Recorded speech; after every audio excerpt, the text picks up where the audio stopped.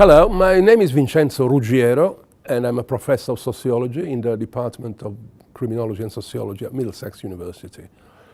I'll just tell you briefly the type of research in which I'm involved now. It is a research funded by the European Commission.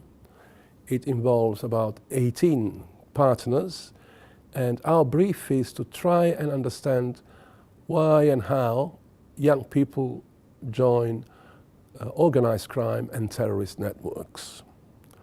The code name for this project is TAKEDOWN.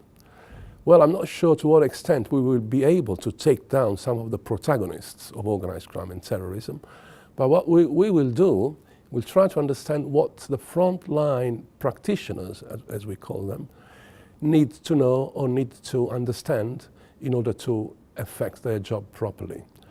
So the project started a few months ago with a large literature review about the two phenomena, organized crime and terrorism.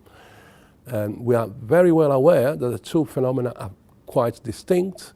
They do share something in common, but they also have a lot of differences between them. But we have to tackle both issues.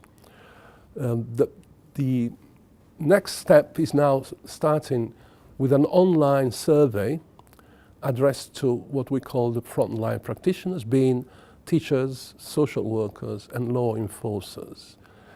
Now, this will be the empirical part of the research in which we ask our informants, first, what do they think about the phenomenon? What do they think are the causes of this phenomenon? Secondly, what do they think are the structures of these groups? And thirdly, what would they do to prevent it? Obviously, in prevention, you have to distinguish between what I call a social prevention, which may be taking place in society, in civil society in general, like in cultural aspects, debates, dialogue with certain communities, etc., and law enforcers'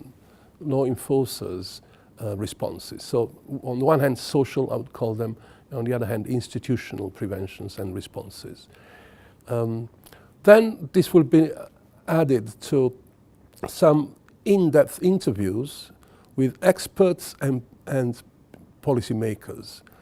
And what we hope to come up with in our findings is what these practitioners think that they need as tools to prevent the two phenomena.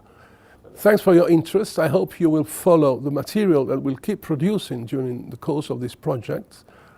And something is already available online, which is this free access large bibliography on the two phenomena I just mentioned. So organized crime and terrorism.